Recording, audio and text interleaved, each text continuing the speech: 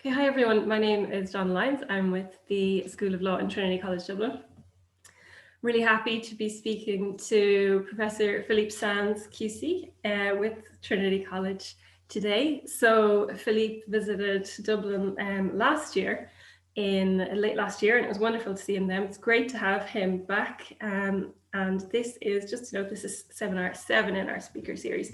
So Philippe Sands is a barrister at Matrix Chambers, as well as a professor of laws and director of the Centre on International Courts and Tribunals at University College London.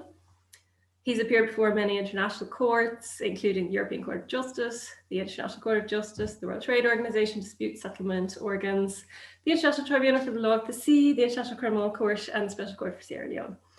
He has many academic publications, as well as other writings, including East-West Street on the origins of genocide and crimes against humanity, which many of you will know, and that was released in 2016. I'm going to be speaking to Professor Sands about this book, The Ratline, today. Love, Lies and Justice on the Trail of a Nazi Fugitive. So ratlines were a system of escape routes for Nazis and other fascists fleeing Europe in the aftermath of World War II. And Professor Sands will provide a better overview of that for you and a presentation about the broader story in the book. But just to say, it is a very unique book, and it was first recommended to me in July of this year by Judge Howard Morrison at the ICC. So I was very glad that he did recommend it, and I very much enjoyed reading it. So I'm going to briefly quote one paragraph from page 11 of the book, and then I'm going to hand it over to you, Philippe, for an overview of the broader story. So chapter 1. You say that the beginning was the visit to Horst Wächter in the spring of 2012, when the fourth child of Otto and Charlotte Wächter first welcomed me to his home. I crossed a disused moat and passed through the large wooden doors of Schloss Hagenberg to encounter a musty smell, the incense of burning wood that clung to Horst. We drank tea. I met his wife, Jacqueline, and he told me about his daughter, Magdalena, his 5 brothers and sisters. I learned too about his mother's papers, although many years would pass before I would see them all. So this book is the result of the discovery of those papers. I was wondering if I might hand it over to you at this point to take it from there. Sure. Well, Donna, thank you so much for the invitation. Lovely to be back in Dublin, although albeit virtually. So some of you will have come across a previous book that I wrote, East-West Street, which deals with 4 characters. And one of those characters was a man called Hans Frank, who had been Adolf Hitler's personal lawyer and who was defendant number 7 in the famous Nuremberg trials exactly 75 years ago. In fact, it's the 75th anniversary of the opening of the trial in exactly 1 month, and there'll be a big event, well, a small event in the COVID era, in the courtroom with the German president who is going to speak, and I'm very happy and privileged to be there. Frank was in the dock, and he was convicted, and he was sentenced to death and hanged. And in writing the book, I wanted to know more about Frank, and I came to know his son, Nicholas. And one day, Nicholas said to me, you know, Philippe, you're interested in District Galicia in German-occupied Poland, and you will therefore be interested in Governor Wächter, Otto Wächter, who lived in Lemberg in Poland, which is where your family is from, my family. My grandfather was born there, which was how East-West Street began. Would you be interested in meeting Wächter's son? Wächter Otto was the governor of Krakow and then of Lemberg, Galicia. Unlike Hans Frank, he was indicted. Both men were indicted, but Wächter was never caught. He escaped on the 9th of May 1945, and he disappeared off the face of planet Earth, reappearing 4.5 years later, dead in a hospital room in Rome, a hospital run by the Vatican. And I was asked by Nicholas Frank at one point, would I like to meet the son of Wächter? And I said, sure. I'm not sure why he'd want to meet me, but why not? And Horst was very open to the idea. So Nicholas and I toddled off. One point here that is important to note is that, as you know, Donna, Nicholas absolutely despises his father. He wrote a book called Der Vater, the father. And the first time that I met Nicholas exactly 10 years ago, I've just been with him actually last week in Hamburg. He said to me, you know, Philippe, I'm against the death penalty in all cases except in the case of my father. And he believed his father was rightly hanged for the murder of 4 million human beings, crimes against humanity. And Horst said, well, you'll be interested in Horst. Nicholas said, you'll be interested in Horst. He's different from my father. He looks for the good in his father, and he thinks his father was a decent man, but you will like him. So we went off and I met Horst, and there then began a long relationship. We're still very much in touch. One thing led to another. I wrote a profile of him for the Financial Times. That led to a BBC documentary, and that in turn led to a BBC podcast series, which some of you may have heard, called The Ratline. And as I was writing the podcast, I also wrote this book as a sequel to East West Street, because Wächter is a bit part player. And so the book explores two stories, really. Three stories, I would say. Wächter's professional activities as a mass murderer, Wächter's family life, because I was fascinated by the relationship between, in particular, husband and wife. And then the second part of the book, Wächter's escape after 45, the safety given to him by one or two figures in the Vatican, and his efforts to get to Argentina as an indicted criminal. And I was able to do the research because, and this comes back to your point, Donna, at a certain point, I'd come to understand that Horst, the son, had this extraordinary archive of his parents, all the letters they wrote to each other between the moment they met in 1929 until the moment he died in 1949. And I didn't see very much of it for 5 years. And then one day Horst said to me, would you like it? And a little USB landed in my letterbox in London, and it was a trove of amazing materials. Over to you. Fantastic. Thank you so much. Are there any other aspects of the story you'd like to tease out? I suppose, will I begin with just a question about Horst and Charlotte? So bearing in mind how important it has been, it seems, to Horst to find the good in his father, as you say. And then through the writings, we see Charlotte's desire to protect her husband's reputation, as well as the broader family's reaction to the legacy of violence. And Otto's role in that violence. Do you feel you learned about how families, and then by extension broader societies, deal with collective guilt after atrocity through the research? I mean, I've learned a lot. I grew up on the other side of the story, so to speak. My grandfather, who was born in Lemberg, was one of his family were the victims of Wächter and Frank. So I'd seen that side of the story, and it was sort of fascinating for me to get to see how the other side of the story was. And I was interested in the parallels, that people who are on the perpetrator side also inhabit a world of silence. They come into families who do not want to talk about things. I think, possibly one of the reasons these books have resonated in Ireland is issues of transitional justice and legacy, but also some of the scandals that have occurred, as they occur in all countries, but particularly in Ireland, child sex abuse scandals and cover up and silence and families not wanting to talk about very, very painful things.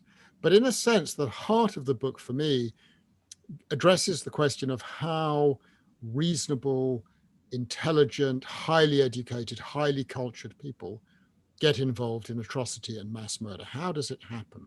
How could it be that Otto Wächter, who actually entered the University of Vienna Law School on the very same day as Hersch Lauterpacht, who would invent the concept of crimes against humanity, and 25 years later, Wächter would be involved in the killing of Lauterpacht's entire family. But Wächter is also responsible for the killing of his own teachers. I mean, we're university teachers, Donna, you and I. There are other university folk, no doubt, on this Zoom. How could it be that a professor, that a student will 25 years later find himself in a position of authority in the new government after the Anschluss, after the German occupation, sending letters to his own teachers, sending a letter to the dean of his own law school, firing him and having him deported to Theresienstadt, where he will die? I mean, how do people do that? And so what I'm interested in is how people cross lines, and relatedly, how does your spouse help you cross the lines? And that's where, for me, Charlotte comes into it, because we don't really ever know in all these big stories of mass murder, the role of the spouses. How much did they know? How complicit were they? And so for me, the interesting thing in the archive are the points of detail which basically confirm that Charlotte knew everything. I mean, Otto, when he was governor of Krakow, would write to his wife, darling Charlotte, having a great time in Krakow, Vienna Philharmonic's here. Tomorrow I have to have 50 Poles shot. And he gets involved in one of the first early acts of reprisal killing, totally illegal under international law. The moment in 1938, they've stood on the balcony with Hitler after the Anschluss and after Hitler has arrived, and they descend the inner staircase, large marble staircase. And at the bottom of the staircase, Wächter says to his wife, so my darling, I've got an option. I can go back into legal practice and have an extremely lucrative career, or I could set the offer made to me to join the government and become state secretary. My job would be to remove all Jews and other undesirables from public office. What do you say? And of course, she wants the power. She wants the prestige. She says, we don't care about money. Take the political job. Take it. Run. Go for it. I'm with you. I support you. And that's what I'm interested in, is the complicity of the spouse. Interesting, like a Lady Macbeth character almost. Yeah. Yeah. So I suppose what I was reflecting on a little bit when I was reading this was, I went to a German school when I was younger, and there was a strong sense of this collective guilt or shame around being German. And you know, I suppose I spent some time over in Germany, and that was my feeling. But I can't speak on behalf of all Germans, obviously. But on the other hand, there were families and spouses like this who were very much complicit and willing to maintain the silence even generations later. How common do you think that Charlotte's position was? Is it very difficult for you to say, or did you get a sense of maybe other wives involved in other?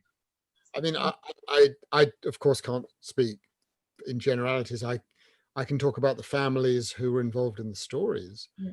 And if you look at the Wächter family, I mean, he was a top table Nazi. Himmler was his mentor. He was a protege of Himmler's. So he's often with Himmler. He's often with a load of people who end up in the dock at Nuremberg. Very familiar names: Seyss-Inquart, Kaltenbrunner, Chirac. They're all major top table players. And what you see is there was a social network that was incredibly powerful and common, and they're all going to the opera together, and they're going to the Salzburg Festival together while the killings are going on.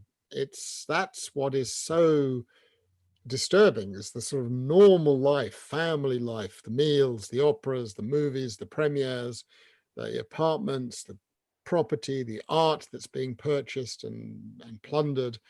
And at the same time, all this mass murder is going on. So it's the normalization of horror, and the role of the family in that is significant. But of course, you've talked about legacy. A Horst is not responsible for what his father or his mother did.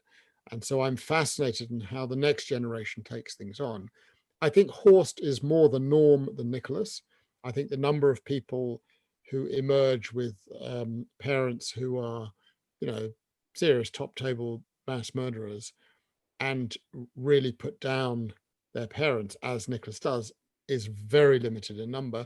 And it often causes me to think, what would I do? What would it actually be like to have a dad who murdered 1 million people? I mean, do you carry on loving your dad if that's happened, or do you distance yourself? And how does the law operate in all of these contexts? Because one of the things that emerged for me that was very significant is that Horst would say, look, Philippe, you can say you think my father's a mass murderer, but the fact is he was indicted, but he was never caught, he was never tried, and he was never convicted. And he died in 1949 in the Santo Spirito Hospital in Rome, looked after by a senior Vatican bishop, an innocent man, and you have to treat him as an innocent man. And that's his thesis. And of course, for us who are sort of formalist lawyers, he's right. So this is the complexity of the criminal justice system. Absolutely. And I'd love to come on to talk about international criminal justice as it's developed over the years. But just as you mentioned that around the death of Otto, I was wondering, would you like to talk a little bit about Charlotte's interpretation of his death and what she felt happened as compared with what you discovered through your research, or without giving too much away. So I'm just conscious you don't want to give the ending away, but really like. Well, I mean, it's a pretty incredible story, because on the 9th of May 1945, Wächter escapes, disappears off planet Earth. It disappears into thin air. And I'd never been much interested in that story. For the first 5 years that I knew Horst, I was focused on what he did in his day job: Krakow, Lemberg, Vienna, the nasty things he got up to or was involved in. And it was only when I discovered when Horst gave me access to the archive, 2014, 2015, that I was able to work out what had happened, that he had basically been saved by a young Waffen-SS soldier called Burkhard Ratman, who was a killer of partisans in Italy and Yugoslavia, and who was a high altitude survivor and expert. So he takes Wächter to the mountains. He takes him to a place where he says the British and the Americans are too stupid to look for us, and that's above 2,000 meters, and we'll just hide there for 3 years. And that's what they did. And Ratman saved Wächter by looking after him in mountain huts very high up in the Alps. I mean, I've been up there, I've traced his steps. It's an incredible feat of survival. Every couple of weeks, Charlotta, the wife, would come up with provisions. She'd bring food, newspapers, the sports pages, the pages about the Nuremberg trial. They were following the Nuremberg trial while it was going on in real time through the newspapers, as all his mates were being indicted and the trial was underway. And at a certain point, I said to Horst, tell me about this Burkhard Hartmann. What was he like? Why did he act as he did? What were his motives? And Horst smiled at me. He's a very gentle man. I like him. I don't agree with his interpretations, but we sort of get on. And he said, well, Philippe, I can answer all your questions about Burkhard Hartmann, or we could telephone him. So this was 2016. It was December 2016. And I was like, what? Ratman's still alive?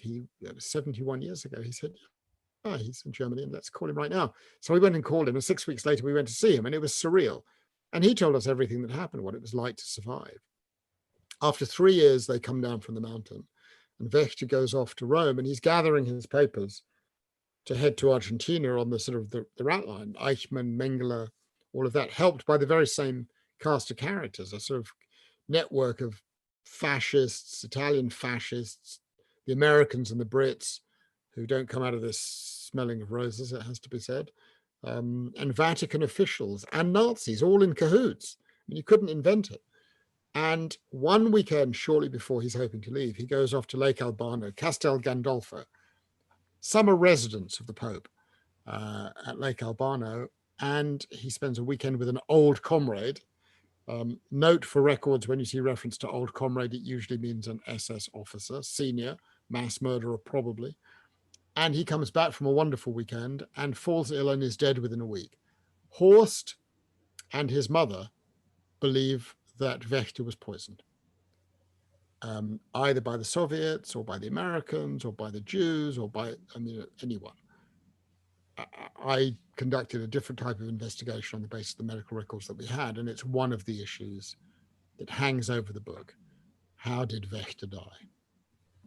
Yeah, absolutely. So we won't give the game away, but I'm actually seeing Patrick Houlihan, who's an assistant professor with us, on the line, and he's got a strong interest actually in the Vatican during World War II, so I'm sure he'll have a question for us later. But yeah, all very interesting and quite a shady environment that was in Rome at that time. And it's interesting because I would have taught international criminal law a couple of times, and the students are always baffled when I say that Eichmann was apprehended in Argentina and tried in Israel. They're just kind of like, why was a German in Argentina? And but there were all sorts of interesting routes and alliances happening to allow escapees to potentially survive. Well, I was greatly helped, actually. I mean, it gets a passing mention in the book in uncovering all of this by an Irish bishop in the Vatican.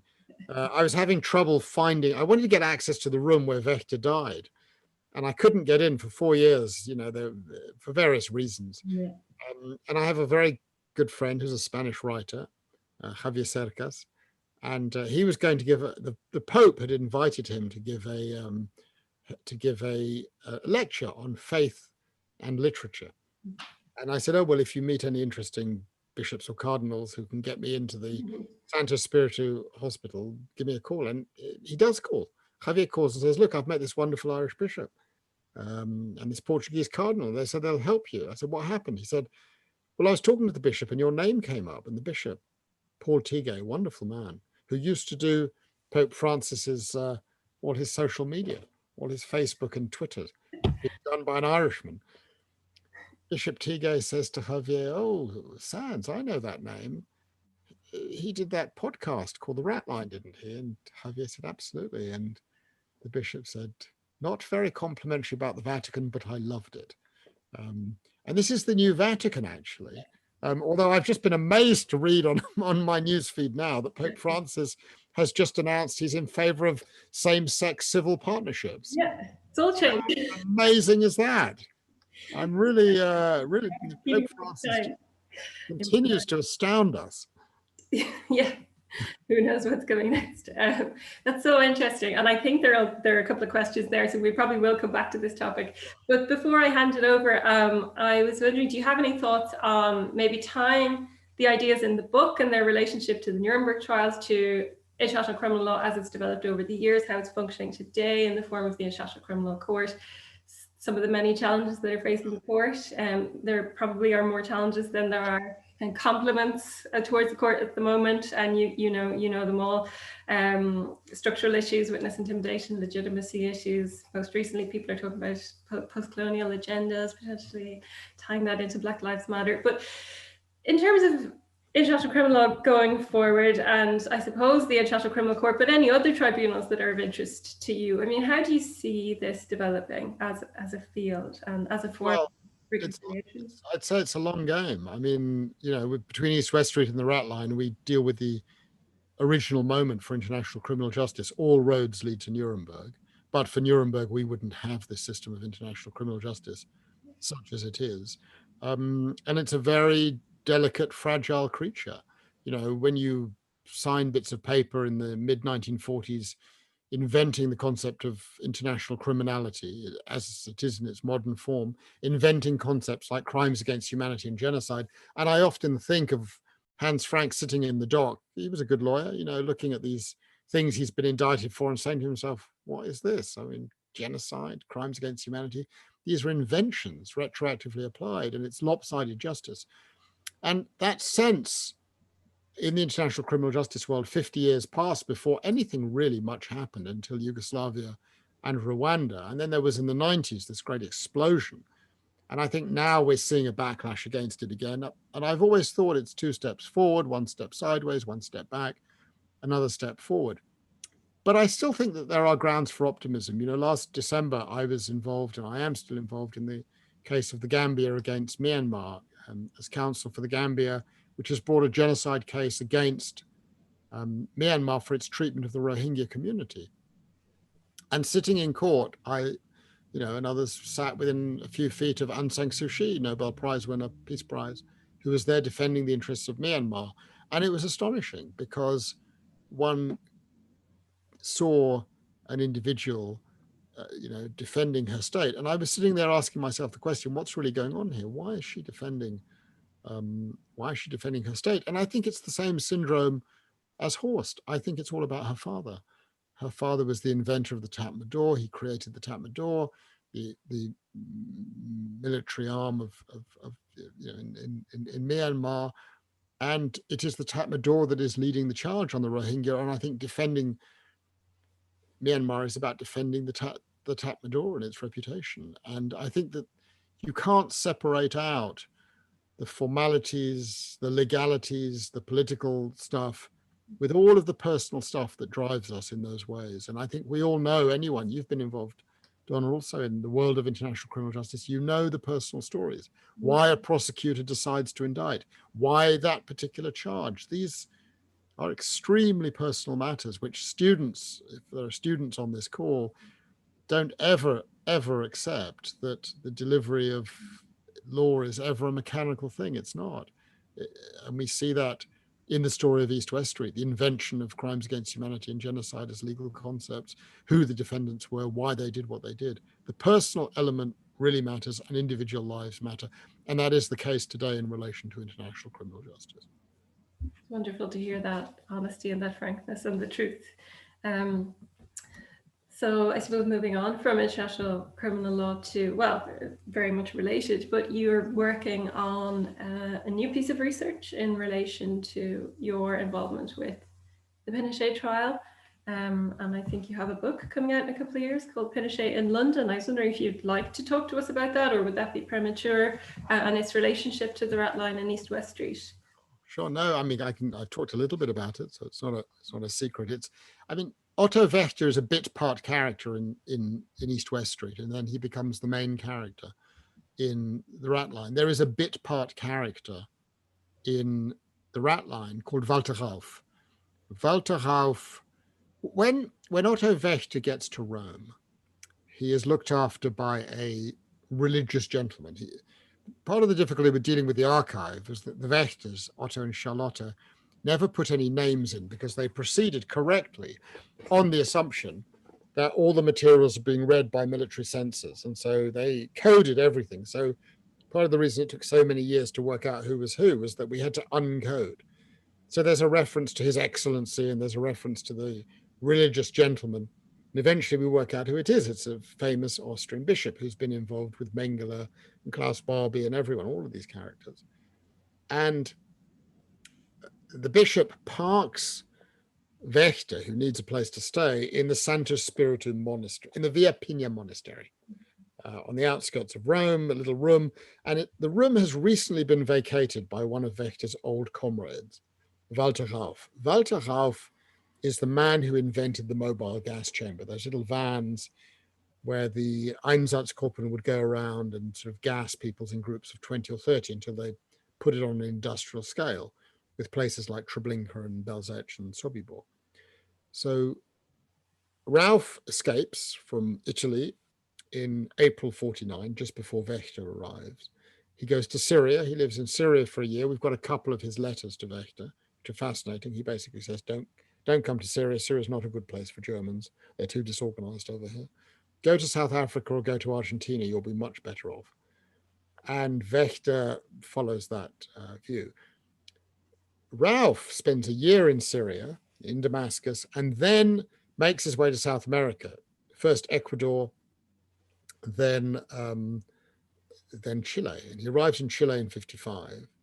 And in 1973, when Pinochet comes into power, it is said, but this is what I want to explore, that Rauff started to work for the Pinochet regime and that he would do interrogations and even torture people.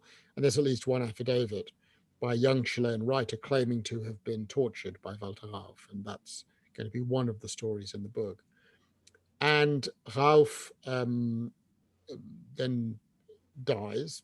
After his death, the young writer writes an affidavit alleging Rauff's involvement. And that affidavit becomes part of the Pinochet proceedings in London when Pinochet was arrested in 98 for crimes against humanity and genocide. So it comes full circle back to, 50 years after the invention of these terms.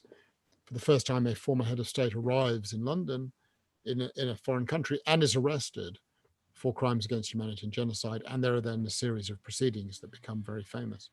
So that's the story that I'm going to tell, two stories in parallel, the story of Walter Rauff and the story of the Pinochet trial in London. And it sort of neatly ties East West Street and the Ratline to my own life in London. We're always looking, I think all of us, for points of connection. We look for it in the classroom. How does this relate to my own life? How does this material connect to issues that I'm interested in? Why is this historical material of relevance for today? I mean, I was last week in Berlin and I was invited. It was really touching to meet with the president of Germany, Mr. Steinmeier, to help him think about the lecture he's going to give in Nuremberg's courtroom in next month on the 75th anniversary. And he said to me, the thing is, you see, Philippe, young people today aren't much interested in that past of all these old people and all these old Nazis. What should I focus on? And I said, focus on the stories of today. Focus on the Yazidis. Focus on the Rohingya. Focus on the Uyghur. And explain how, but for the Nuremberg moment, we would not be talking about justice and criminal justice in relation to what's going on in our times. And that touches younger people. So I think as teachers, we have a real responsibility to connect this historical material to what's happening today. That sounds absolutely fascinating, and hopefully we can do another session on Pinochet in London when it does, when it's published in a couple of years. I would look forward to that very much.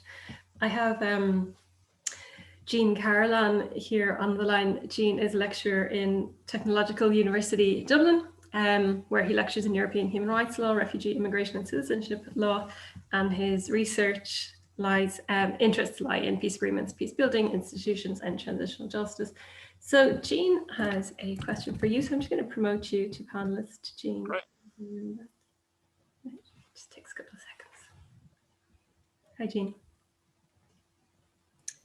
Hi, Jean. Hi, Philippe. How are you? Good to see you. Nice and green over there. Yeah, thanks Why is very it much. so sunny in Ireland when it's just so rainy and miserable in London? Oh, we got I got 15 minutes here where it's nice and dry, so I'm making the country look well. Thanks, Donna, for having me, and Philippe, thank you for your very fascinating narrative so far.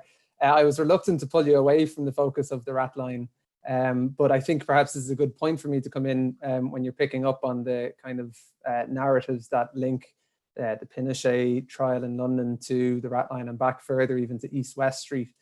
And picking up on East-West Street, which I was particularly a fan of, unfortunately I haven't got around to the Ratline just yet, but I really enjoyed the contrast between Herschel Lauderpacht, who you referred to earlier, and his supreme belief in the individual rights of man, that these should be protected before the law, whether that's before national law or international law. And then you had Raphael Lemkin's passionate advocacy for the group, the collective, the life of the peoples, and so on. So I know in East-West Street, you wrote that you see the merits of both arguments, that you oscillate between the two poles and that you're sometimes caught in an intellectual limbo. But I wanted to ask you about which approach you prefer at this critical juncture in light of social justice issues that are burning particularly bright right now. Like, for example, as Donna said, the Black Lives Matter issue in the States and worldwide indeed, the issue of climate justice, and also then perhaps the issue of, say, COVID inequality, which is emerging as the lockdowns continue. So in your opinion, is Lauderpacht or Lemkin's approach better suited to some of these issues? And can they be resolved on the basis of distinctions, as you've previously said, between groups and individuals or between national and international enforcement? Pretty big question, Jean. How long have we got? I mean, I always find it really helpful to go back to basics and just to imagine the debate that happened between Lauderpacht and Lemkin. So they both share one thing in common. They both believe that law and international law can serve the greater public good. It can protect human beings from harm, but they part ways on what the focus should be. For Lauderpacht, the focus has to be on the individual, not who the individual is by reference to nationality, ethnicity, race, religion, politics, or anything. Just as an individual human being, you have minimum rights, and that's what we've got to do. No, says Lemkin, absolutely not. People get harmed in a genocidal sense, but also discriminated against in all sorts of ways, even if you like in COVID, poverty, non-poverty, but because they're a member of a particular group. And so the law has to reflect in some way that label of group identity, not to protect the group as such, but to protect the individuals who form part of the membership of that group. No, says Lauderpacht, not at all. If you protect the group and reify the group and protect the group in the legal constructions, you will reinforce group identity, and you will replace the tyranny of the state with the tyranny of the group. And for me, that resonates a lot right now, as we are in a moment of identity politics. I mean, we're really seeing that, we're really feeling that. And so intellectually, I have maintained my position of being with Lauderpacht. On the other hand, things have happened that have made me realize that Lemkin, fell into a direction which has a truth to it. And I felt that very strongly at the end of East-West Street. I find myself at a mass grave in which Lauterpacht's family is present still today. My family is present, my grandfather's family. And it was impossible not to feel that sense of kinship and connection. I mean, I feel it often when I come to Ireland, particularly Northern Ireland, when I'm talking in Belfast.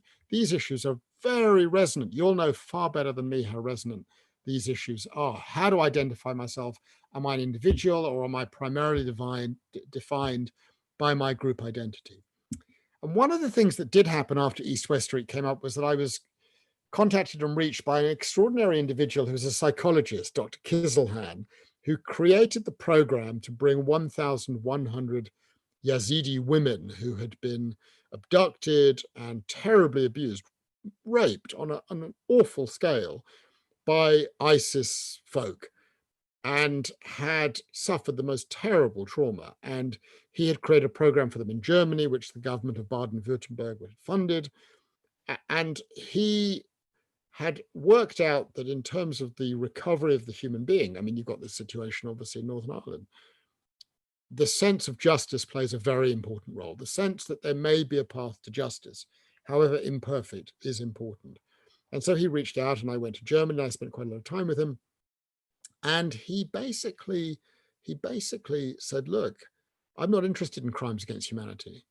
I'm only interested in genocide. And the reason that I'm interested in genocide is that genocide, unlike crimes against humanity, recognizes the right of a group to exist with dignity. In other words, it's saying to these Yazidi women, the fact that you are Yazidi, not just a human being, is important and is valued by society. And I really understood in that moment that genocide offered something in psychological terms that crimes against humanity did not. So the reference to the group is here to stay. It's not going to disappear. Each of us feels different forms of kinship to one or more groups of whom we happen to be a member. It can be country, it can be religion, it can be a football team, it can be all sorts of different things. But that is part of life, and whether it's natural or socially constructed, we feel that. So I think that's here to stay. And I suppose the way that I would go is I would meld the concepts of genocide and crimes against humanity. I mean, I've got this issue right now. I'm about to start chairing a working group to come up with a workable definition of the new crime of ecocide, for the idea of putting it into the statute of the International Criminal Court. And so I explained to the people who wanted me to do this that the word ecocide, yes, it's very attractive, but it resonates with genocide. And have you realized how difficult it is to prosecute for genocide? Because if you're going to do with ecocide what you do with genocide, the intention to destroy the environment on a massive scale, you're never going to get any convictions because no one intends to do that, or no one says they're going to do that. So harness the power of the word, but use the modalities that Lauterpacht had for the prosecution of the crime of crimes against humanity, which is a lot easier to prove and establish than genocide. So I would somehow find a way to meld the two together, but I think that's some ways off. Very big issue, very, very big issue. I mean, as you know, I have a strong sense the concept of genocide gives rise to the very conditions it seeks to prevent. It reinforces the sense of group identity. I've seen in the cases that I've done in Rwanda and Yugoslavia that the prosecution for genocide reinforces the sense of intergroup hatred. The perpetrators hate the victims more in a genocide context, and the victims hate the perpetrators more when you're prosecuting for genocide, because you've got to prove an intention to destroy a group in whole or in part. And for crimes against humanity, you don't have to prove that. You just have to prove mass killing or mass ill treatment. And proving intention, the mental element, really agitates people on all sides, really, really agitates people. So Lemkin was onto something, but his invention has had unintended consequences. Thank you so much for that. Thank you, Jean. It was an excellent question. And I have Dr. Tamil Venton and Antavinyagan on the line. So Tamil has, sorry, are you there? Yeah, hiya. Just to say that Tamil is a lecturer in international law in Griffith and teaches international humanitarian law and international criminal law. Great to see you, Tom. Hi. Thank you very much for this intriguing talk. I was a few minutes late, but I'm pretty sure that I will catch up on these, the first minutes that I missed later on when it's recorded. Very intrigued, and I was, reading this book and I devoured it very much. How did you get a paperback?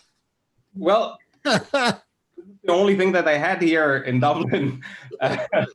So anyway, the reason, obviously, I strongly follow what you do and work on, and this book in particular very much intrigued me out of, from a legal perspective, but also from my personal perspective. Although it doesn't seem so, I'm a German. I'm not blonde and blue-eyed, but I'm one of the new Germans. And I was born, raised in this country, and we were, and this will be bringing me to your question, to the question now. We were raised in Germany with the consciousness on the guilt, Schuldbewusstsein, as we call it, right? Yeah. So, coming from a particular political standpoint that I belong to, I was always intrigued to look at development in Germany, which is called the Historikerstreit. You might be familiar with it.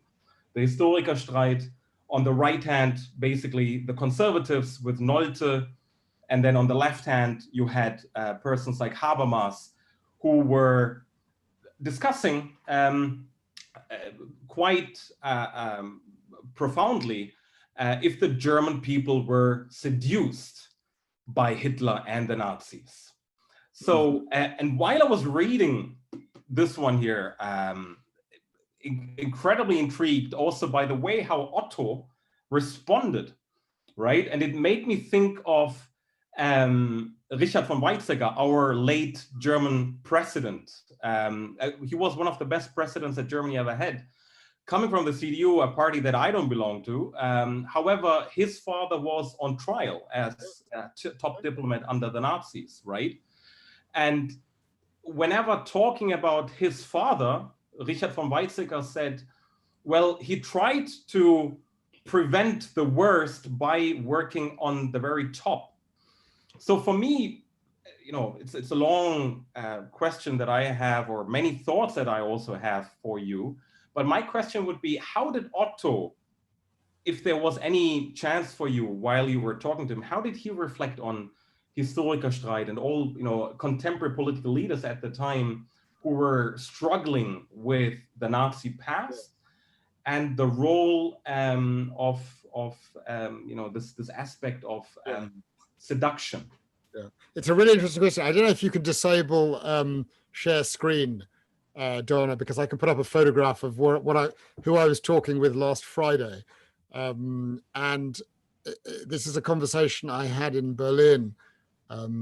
Exactly last Friday with the president of Germany. We talked about both issues. Is it disabled? Yeah, okay. It's yeah. So you can see now, I think. This was us last Friday. Yeah. In Berlin, discussing exactly these two issues. And here I'm literally saying to the president, I've just had enough of, we're talking about what he's going to say on the 20th of November in courtroom 600. And the first thing that I'm saying is, it's enough about all these German students I have turning up at my classes in London, still feeling a sense of responsibility. I mean, it was 8 years ago, and they are not responsible for what happened. Sure, they should be thinking about it and talking about it, but this sense of discomfort of being a German in a classroom in London, enough is enough. And I then got on to, British colonialism and slavery, which of course no one ever wants to talk about in Britain, because Britain's just great and never got up to any bad things. And in Ireland, of course, another story. So I think that this sense of historical burden that I understand very much is unlike anything I think that any other country has engaged. I don't know of another country that has felt this. It's producing a backlash, we know right now. The AfD is basically saying enough's enough all these memorials, all this focus on this. And I do begin to worry that there will be some sort of a backlash. Now, in relation to Horst, the thing about Horst is he's not a Nazi, and he's not an anti-Semite, and he's not a racist. Sorry, I meant Horst. I said Otto, Horst, right? Sorry, Horst just wants to find the good in his dad. And it's, in a sense, it's very endearing because, he's essentially someone whose world was turned upside down when he was 6 years old. I don't know if you've seen the film that I made with Nicholas and Horst, My Nazi Legacy, where we go to the killing fields in now the Ukraine. And there's a moment in that film where Horst is describing his 6th birthday party in April 1945, when the British and the Americans, the planes are bombing, and and he starts weeping. He starts weeping on camera. And you understand at that moment in that interview and in that film that for Horst, the rest of his life has been about reconstructing what was lost in that particular moment. And that is his historical burden, that he has grown up in a culture in Austria, not in Germany. And I think there is a very big difference between the two, in which these things are not talked about, and there is a terrible burden. And I think it weighs on him incredibly heavily. And he'll just look at me and say, look, yes, my father was involved in these things. He was a senior Nazi, but he wasn't responsible for the killings. And there is a disconnect. He's in denial for personal reasons. And I think that view is the dominant view, not the Nicholas Frank view. But my time spent with him has caused me to spend a lot of time reflecting on this sense of historical burden. He'll sort of look at me and say, why can't I just love my father? Why can't I just find the good in my father? He got wrapped up in all of these things. But in writing the book, of course, we see that it's not quite as simple as that. There are exchanges of correspondence that are very, very telling. I don't know how far into it you are or whether you've seen it all, but there is an exchange with his father. So his father, Joseph von Wächter, famous military general, becomes a defense minister in the 20s. In 1942, he writes to his son and he says, look, you're the governor of Krakow. I've got a good friend who's married a Jew. They have a child.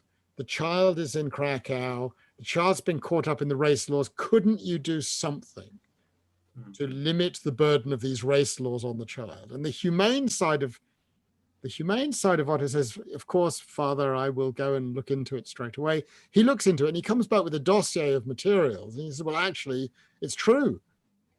The child is a Jew and the race laws have been applied to that child, but they have to be, Papa. They have to be to protect us from them. So then you have a conversation with Horst about it. Like, there you are. It's in black and white. There's your dad who's completely bought in to these race laws, thinks they're absolutely necessary. He's not even for his own dad going to intervene because it's necessary. And Horst just says, well, he had to do what he had to do. He had no choice. Horst always finds a way to wiggle out of it. He had no choice. He had to do it. So I find myself caught because on the one hand, I find Otto and Charlotte absolutely appalling. On the other hand, I'm sort of fascinated about them, the way in which they accommodated the regime and the way in which their child, Horst, finds a way to justify that accommodation. But of course, I won't give it all away. The major drama in the book comes in the last page because the consequences of the last words in the book have been absolutely dramatic in terms of Horst's relationship with his daughter, the grandchild of Otto and Charlotte. And so the legacy goes on. And of course, you understand that. I understand that. Donna understands that. I've spent time in Belfast and I've seen right now in the debates in the British Parliament as they want to find ways to stop prosecutions of British soldiers for atrocities perpetrated during the Troubles and the drama this creates. Life's just not like that. It just goes on and on and on, whatever you do about it. And the question is, what's the role of the law for us as legal academics, lawyers? What's the role of the law in all of this? But the question is huge. There's just no simple answer. And in a sense, I feel an empathy with Horst, which is curious. But I do feel that at a human level, he's just a little boy who wants to find the good in his dad. And that's tough. That's tough because people like me tell him there is no good in your dad. He was a mass murderer. On a slightly unrelated note, I hope you met the German president before you went into self-isolation, by the way. I got a call the next day saying, I mean, yeah, I was doing a case at the International Tribunal for the Law of the Sea on Chagos at Hamburg. And yeah, it was my wife was extremely anxious because if he tested positive, I would have to go into 14 days quarantine and I would not be coming home. But he didn't. He had his third negative test today. Exactly. So, but watch out for what he says in Nuremberg on the 20th. That's going to be beamed live, actually, I think. Oh, wow. Okay. So it'll be on a webcam. And I think it's going to be a pretty, because the ICC prosecutor is going to be there.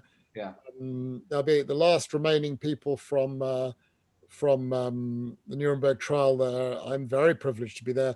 And there are statements, unbelievably, from Pompeo and his equivalents from France, the United Kingdom and Russia. So it's going to be, I think, quite interesting. Interesting. Thanks very much. Real pleasure. Thank you for your questions. Excellent questions. Thank you so much, Samuel. And I wanted to bring in Robert Morgan here. You mentioned Belfast just now, and Robert is studying in Queen's University. Hi, Robert. Hi, good to see you. Hi, Philip. Can you hear me okay? I can hear you perfectly, yeah. Thanks so much for your contribution. I've read East West Street and the Ratline, and I've actually kind of gone back and reading Lawless World at the minute, just as a recap on history. But I guess my question I've kind of wanted to ask you is, over the course of your books, I have seen kind of like a development of the concept of justice. And I was wondering whether your view on justice has evolved the more that you move from your legal practice into understanding your experiences and your past. You spoke about Horst Vector and kind of the legal formalist view that he sees his father as innocent because his father is not being prosecuted. I'm wondering how you balance that view with the fact that your family has experienced this, you have studied it, and whether like it has challenged your conception of innocence and guilt.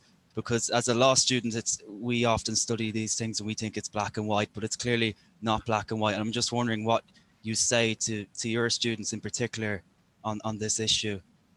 Thank you. That's a great question, Robert. It's a wonderful question, and you're asking it from a place that's of supreme importance for me.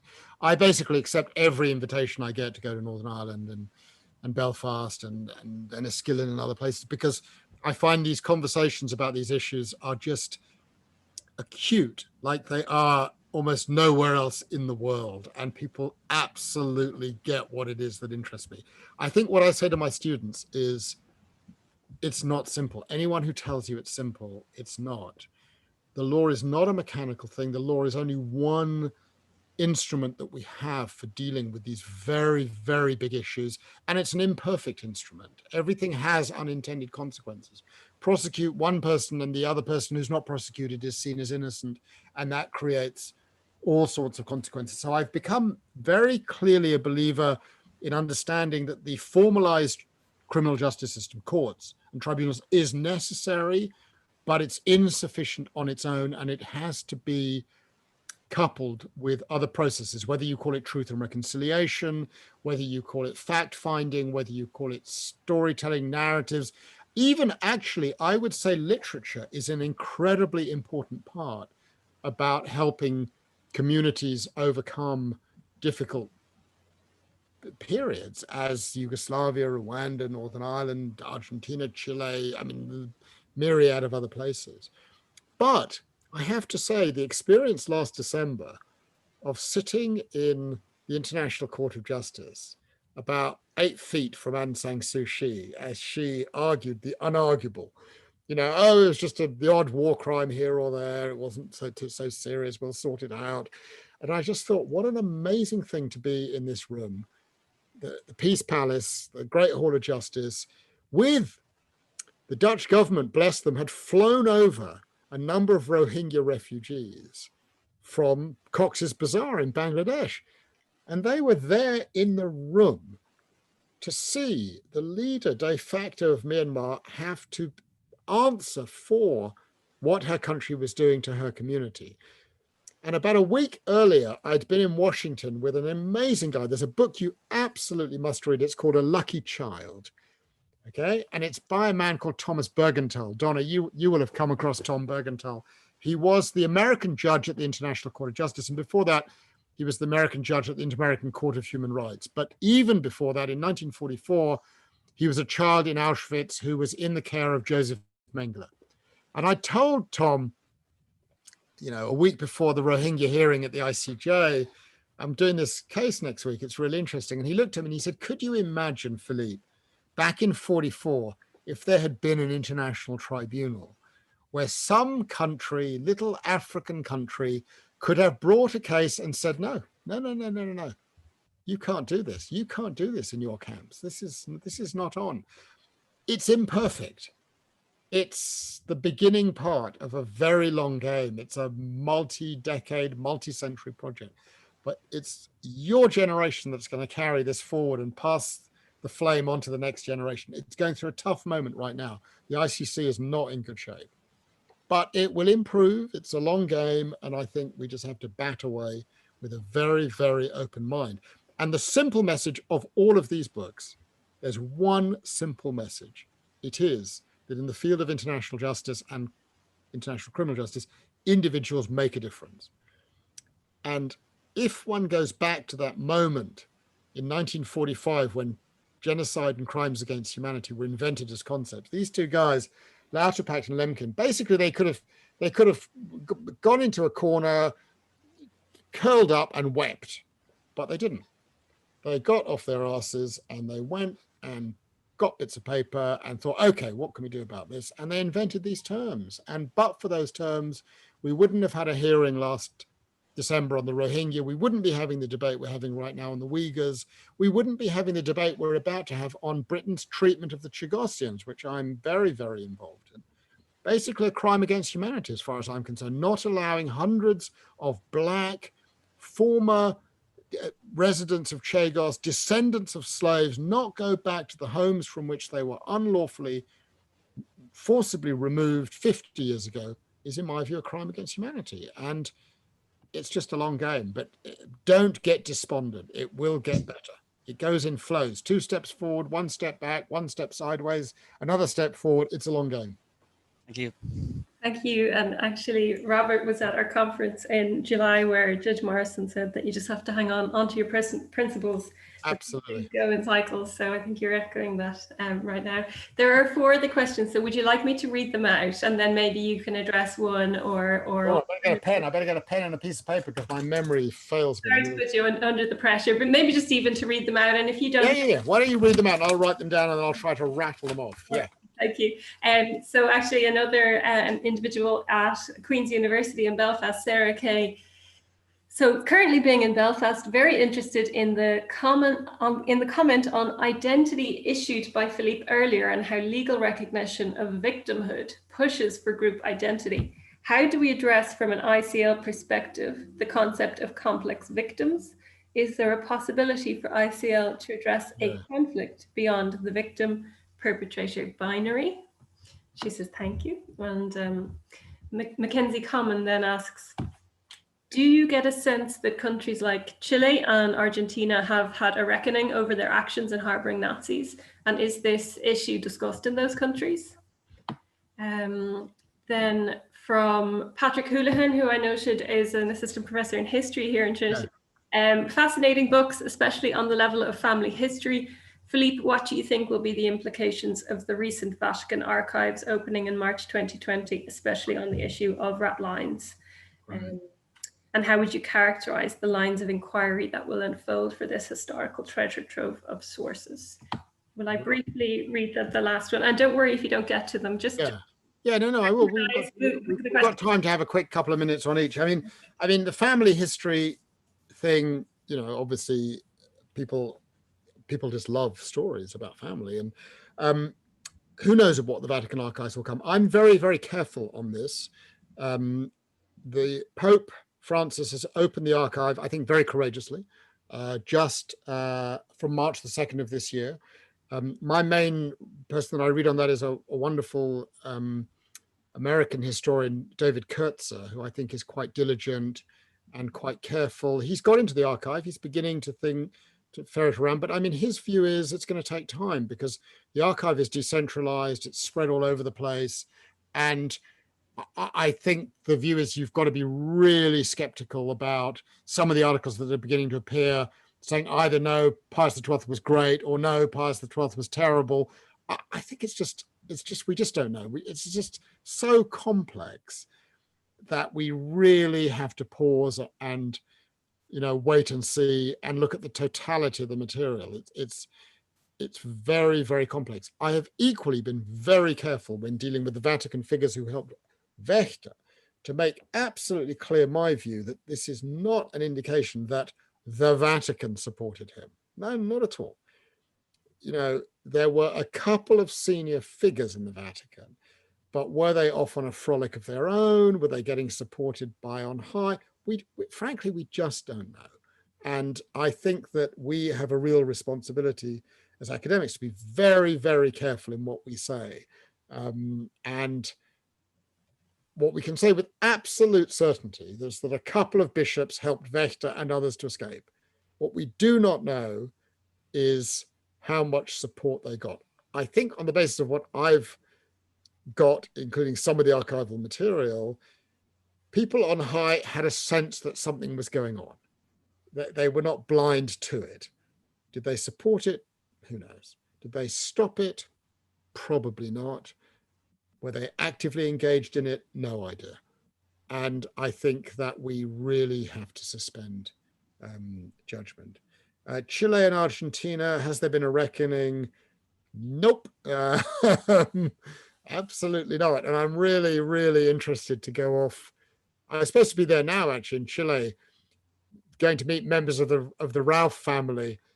Walter Rauff died in 1984. If you want to see about reckonings, just type in Walter Rauff funeral, okay, and watch the first video that comes up. It's really shocking. It's absolutely shocking as the the coffin goes into the ground. It's lots of Sieg Heils and very, very open. So it's really complex. But again, you'll have picked up the sense in which I write these things. I do it with a very open mind. I was in the Pinochet case. I had a very bit part role working for Human Rights Watch, having turned down the brief for Pinochet because my wife said she would divorce me if I acted for Pinochet. But it meant that I could sit there firsthand, and I spent most of the two sets of hearings sitting next to the man who was Pinochet's principal advisor in the proceedings. I'm not going to give his name away now, but Pinochet's human rights advisor, 77 to 84. So you get a sense of where this guy's coming from. But the terrible thing is we sort of became mates. You sit next to someone for weeks on end, and we've stayed in touch ever since. And he's fascinated by the Walter Rauff thing, and he's helping me out. And over time, I think what you learn is you mustn't pigeonhole people. Life is just so much more complicated than that. And you've got to keep an open mind. Of course, if at any point Horst had said to me, oh, the Nazis didn't do anything bad, or he had said something to me that was pro-Nazi or racist or anti-Semitic, I would have bailed. But he didn't. He's not. That's not what it's about. And he's entitled to be respected for that and the struggle that he's having. But a lot of people say to me, how can you talk to him? How can you hang out with him? How can you be with him? Blah, blah, blah, so on and so forth. So reckonings is very, very complex. Sarah, very nice to see you. Gosh, that's a complicated question. I'm not sure that I've fully understood the question. I've been reading it again, and the recognition of group victimhood, because I mean, some people are both victims and perpetrators. Probably not. Well, they are, but probably in different conflicts and in different contexts. Often not in the very same conflict, although they actually could be. But also embedded in your question is the idea of multiple identities, and we have individuals I mean, we know that the ICTY had this practice that it wanted to basically prosecute equal numbers of, you know, Bosnians, Muslims, Croats, Serbs, to have a sort of equivalence type of thing. But of course, some of the people who were involved had multiple identities. Some of them had a sort of Bosnian mom and a Croat dad. And what camp do they go into? I mean, how are they identified?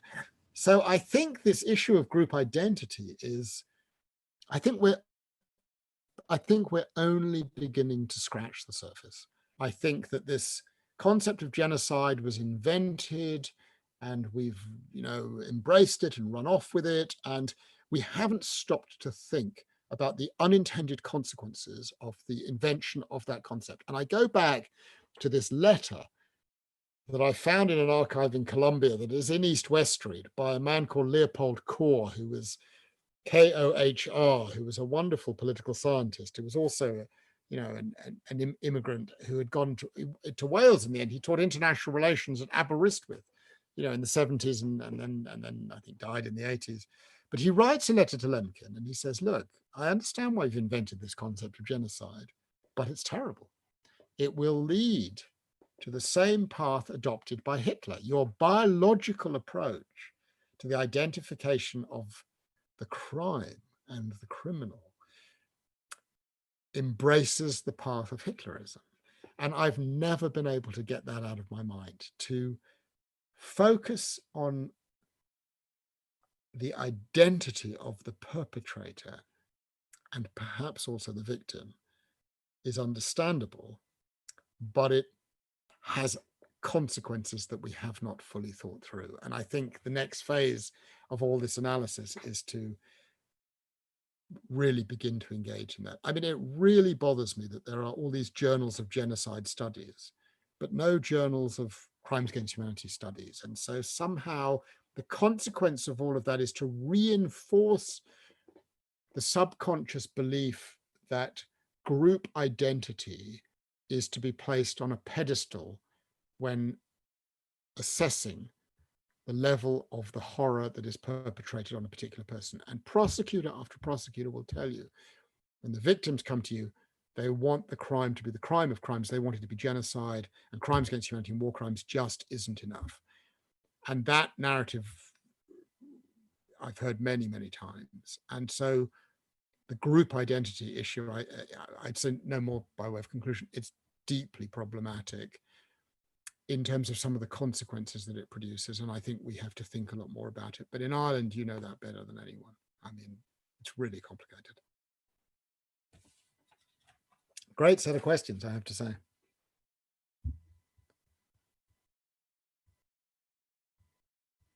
You've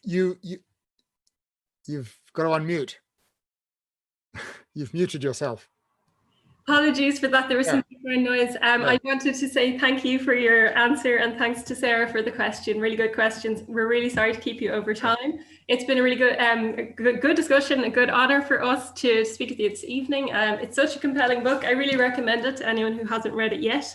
So we'd like to express our sincere and utmost gratitude to you for sharing your valuable insights with the college community and beyond. Is there anything you would like to say before we wrap up? I'm conscious that we're over time already, but in case. Oh, I love Trinity in Dublin, and I really hope to be back very soon. Great. Well, maybe we'll organise something around your next publication, Pinochet in London. It was. No, there's a little one in between, Chagos and Crimes Against Humanity. Absolutely fantastic. So maybe in the next 12 months or so, we can get in touch about that. I think that would be very, very valued. So we're so grateful, and we'll send the recording on to you and everyone who couldn't make it. So thank you very much. Thanks, Donna. Bye. Bye. Bye.